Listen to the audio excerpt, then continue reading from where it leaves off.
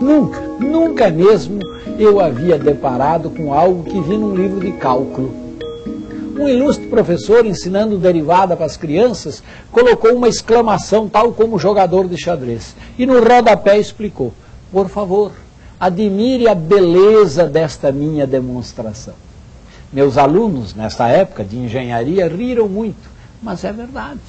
Hoje, quando adentro um museu, às vezes leva um susto, porque a obra talvez não seja, segundo o meu gosto, que não é o dos melhores, muito bonita. Mas quando eu consigo entendê-la, eu vejo que interessante.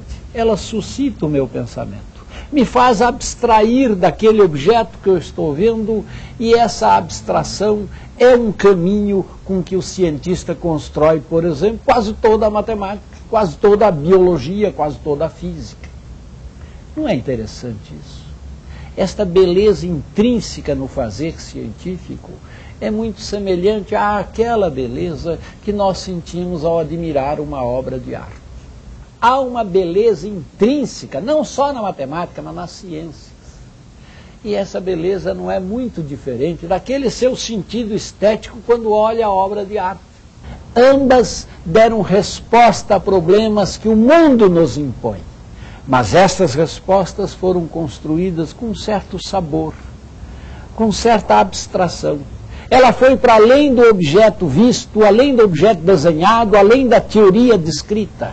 Ela mexeu com o nosso coração, com o nosso sentimento, com a nossa capacidade de enlevar-se, com a nossa capacidade de abstrair e ver nessa abstração, como do poeta, como do pintor, como do físico, como do cientista, o belo, a beleza intrínseca da construção, que não é da tinta, não é da escultura, nem é da teoria, é do homem.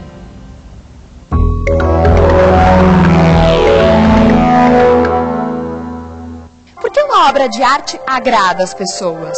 Toda obra de arte que agrada as pessoas é bela? Tem que ser bela? O que é o belo?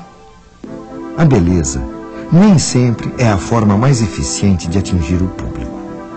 Se durante séculos as artes estiveram diretamente ligadas à possibilidade de revelar ao mundo algo de belo, nas artes de hoje, o que importa para o artista é impulsionar o observador a refletir e imaginar.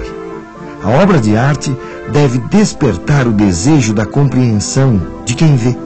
Assim, o impacto pelo belo foi substituído pelo estranhamento, que instiga a curiosidade e o desejo de participar. Um artista era avaliado por seu poder de criação, mas também segundo os critérios da maestria artesanal. A possibilidade da fotografia retratar fielmente o que se vê e a reprodução em série, proporcionada pelo avanço industrial, entre outras razões, levaram os artistas a buscarem novas formas de expressão. Ao espectador cabe agora não apenas o deslumbramento diante da beleza de uma pintura ou escultura. Ele deve desvendar o que aquelas obras significam, penetrar nos sentidos e nas ideias sintetizados pela experiência do artista. Coisas que eram aparentemente belas, com o tempo se tornaram descartáveis, e coisas que eram extremamente repulsivas também passaram até a ser parâmetros de beleza. Então, o belo com certeza é alguma coisa a ser discutida, ele não é uma coisa eterna.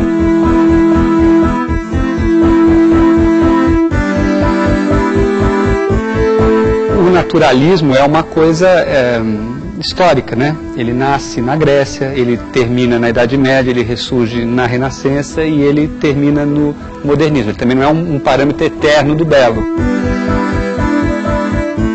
Eu acho de toda forma que a arte trata de algum modo do belo, de alguma coisa que é agradável, que as pessoas querem ver, querem se medir com aquilo, querem exercer o seu juízo sobre aquilo, né?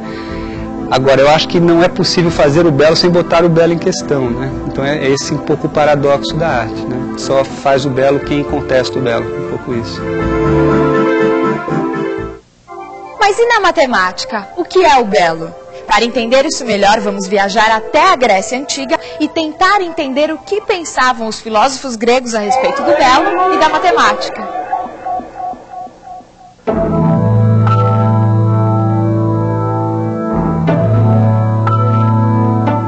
Estes templos foram construídos pelos gregos em homenagem aos deuses. Foi dos gregos que herdamos a visão de um mundo dividido em superior e inferior. O mundo dos deuses acima, imutável, e a vida terrena, temporal, que nós vivemos. Sendo que esta vida terrena era apenas um reflexo, uma imagem projetada do mundo superior desses deuses, homenageados através dessas construções. Platão chamou esse mundo superior de mundo das ideias. Ideias que se encontram no nosso pensamento, na nossa razão.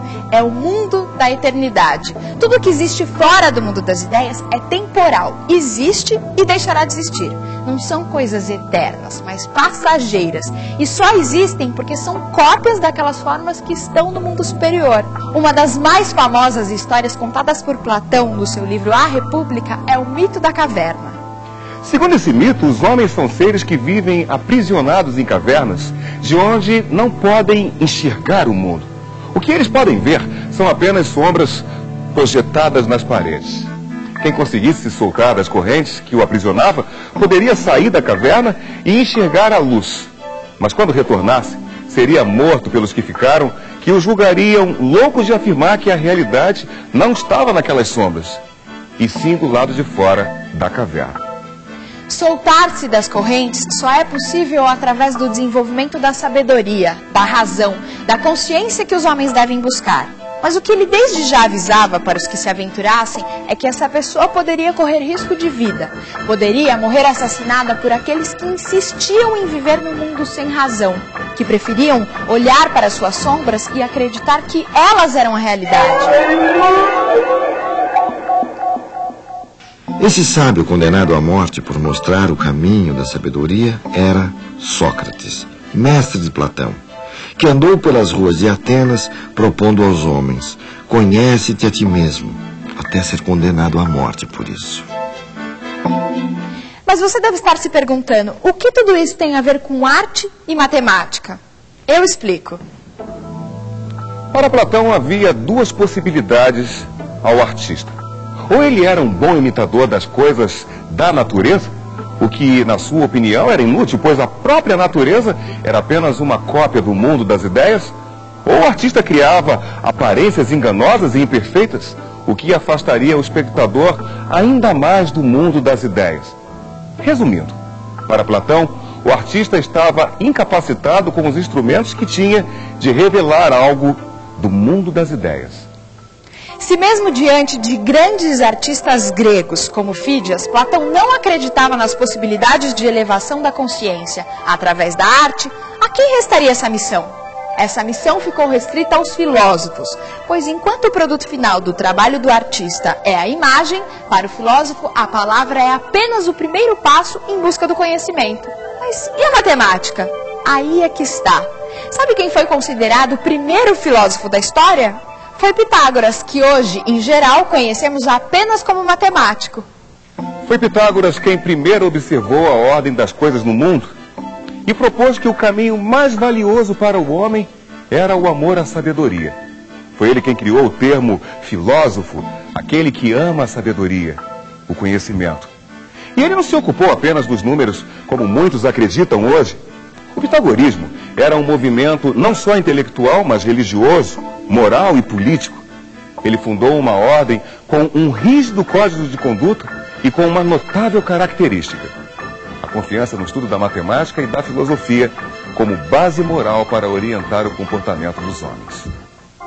A seita pitagórica sobreviveu por mais de 500 anos de forma secreta e fechada, e foi extremamente combatida em sua época, mais por ser secreta do que propriamente por suas ideias. Pouco se sabe sobre os ensinamentos transmitidos aos iniciados, afinal, eram ensinamentos secretos. Tudo o que se sabe sobre o pitagorismo são suas primeiras lições, que eram utilizadas para encantar e converter os cidadãos gregos.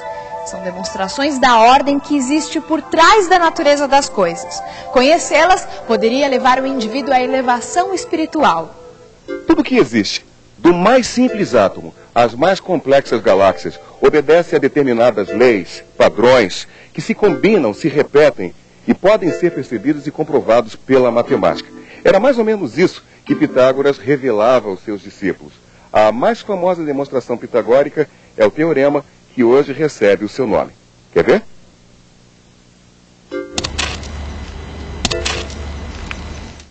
Partindo da percepção de que qualquer objeto atraído pela Terra forma com o eixo horizontal este ângulo, que foi chamado de ângulo reto, Pitágoras desenvolveu seu célebre teorema que pode ser sintetizado pela fórmula matemática A ao quadrado, mais B ao quadrado é igual a C ao quadrado.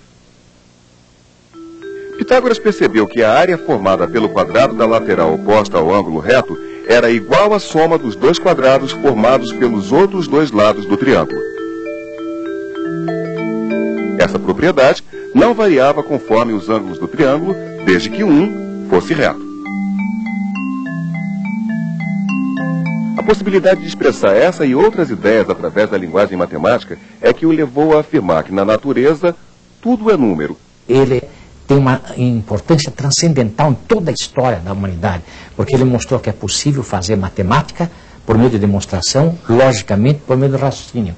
Ele de fato descobriu a essência da matemática, como até hoje nós as entendemos. Pitágoras achava que os números naturais existem, não na nossa cabeça, mas existem na realidade, como essa mesa. Ser o número 1 seria sensacional, porque você envelhece, você morre. O número 1 é eterno. Não tem espaço nem tempo. Todo matemático que aceita isso, que a matemática não é uma construção nossa, não é uma criação nossa, mas é a descoberta de um mundo que está fora do espaço, está fora do tempo, a gente costuma dizer que é uma coisa, que esse matemático é um pitagórico, não estrito senso que pertence à escola de Pitágoras, mas é um pitagórico no sentido que aceita que o matemático é um descobridor e que existem entidades abstratas fora do espaço e do tempo. Voltando àquela nossa questão, o que tudo isso tem a ver com arte e matemática? Toda a obra de Pitágoras que nós já vimos deu origem à filosofia, à matemática e possibilitou o incrível progresso das ciências no Ocidente. Nada disso teria acontecido se o mesmo não atentasse para a incrível beleza que há nas demonstrações de ordem no mundo e da possibilidade de, por trás dessa ordem, existir os números, como uma linguagem universal e atemporal, como uma espécie de fundamento daquele mundo das ideias, eterno e imutável. Eu diria que a matemática é a busca de certas estruturas e de suas propriedades, estruturas essas que você pode chamar de formas. O universo inteirinho, por trás das coisas, existem certas formas.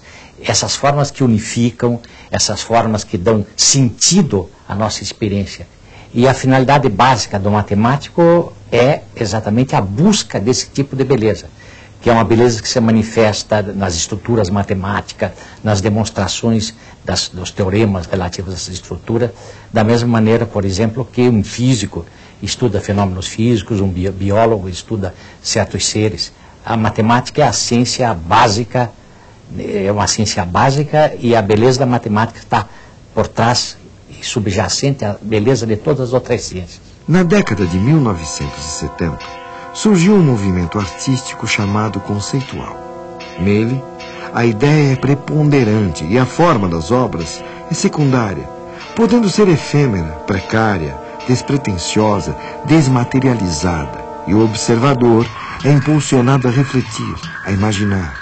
Assim, a arte conceitual exige do espectador mais do que o deslumbramento diante de algo belo. Exige também a sua participação mental. A obra só se realiza inteiramente na cabeça de cada observador. Essa expressão artística também ficou conhecida por arte como ideia.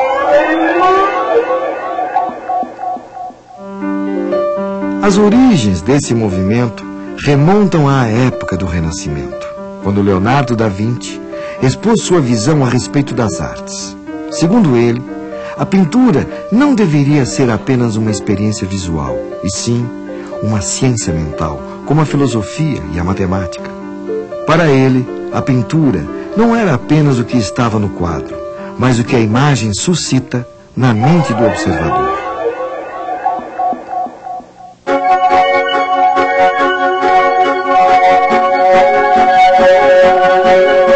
Apesar da enorme distância no tempo e diferenças de mentalidade, formação e contexto histórico, é possível descobrir muitas afinidades entre Marcel Duchamp e Leonardo da Vinci. Ambos eram profundamente interessados em sistemas matemáticos, em fenômenos ópticos, na ciência da perspectiva, em mecanismos rotatórios, no uso do acaso como um apoio para a imaginação e na utilização de novas tecnologias. Acima de tudo, acreditavam que a arte não deveria ser apenas uma experiência visual ou retinal, e sim una cosa mentale. Leonardo tinha o desejo de dar à pintura o status de uma produção intelectual, uma poesia, e equiparar o artista ao profissional liberal ou ao poeta. Duchamp, em 1912, confessou sua ambição de colocar a pintura outra vez a serviço da mente. E por isso, logo deixou a pintura, pois estava interessado em ideias, não apenas em produtos visuais. Sua obra constituiu não só um gesto de desafio, mas também uma aventura em terreno inexplorado.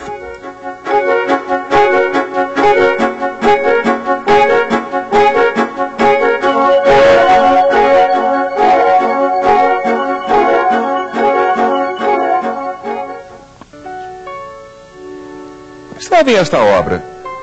Se é quase impossível dizer que ela é bela, é inegável que não há como se manter indiferente a ela. Mas o que Duchamp quis, de fato, ao colocar este mictório no museu? Entre outras coisas, quis fazer uma obra que se realizasse na mente do espectador. A presença de um mictório em um museu já é por si só desconcertante. Agora observem o nome da obra: Fonte. Duchamp cria aqui um trocadilho entre o nome e a obra que leva o espectador a um tipo de reflexão pouco usual quando estamos, por exemplo, diante de um retrato. Não há dúvida que esse mictório dentro de um museu, intitulado Fonte, leva nossa mente a buscar uma solução para um enigma. É sem dúvida uma coisa mental. Se por si só esse objeto não é belo, a solução do enigma certamente o é. Duchamp abriu espaço para a arte conceitual, as instalações, a participação do observador na obra de arte, que ele considerava fundamental, e sobretudo para a difícil procura da verdade na arte contemporânea, que vai além da harmonia das formas. A sua lição é a do desconforto, do inútil, do gratuito, do desconcertante, afastando-se de todas as formas da fruição lírica tradicional, como nos trabalhos de seu contemporâneo, o músico John Cage.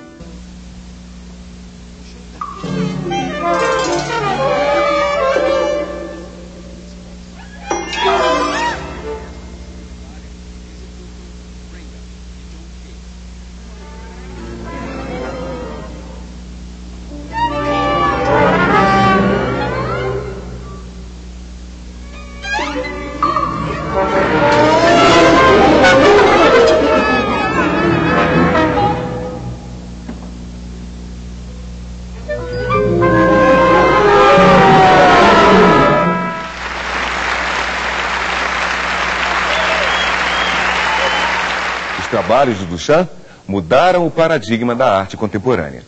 My idea was to choose an object that wouldn't attract me either by its beauty or by its ugliness.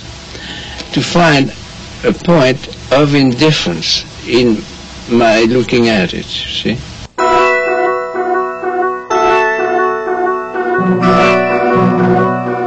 Aqui a gente começa o nosso chamado ritual da rampa. É um jogo que se estabelece de leituras do próprio Marco como uma obra de arte. Então aqui a gente instiga o grupo ou o visitante a perceber um jogo de relações que acontece com a sua movimentação ao longo dessa rampa.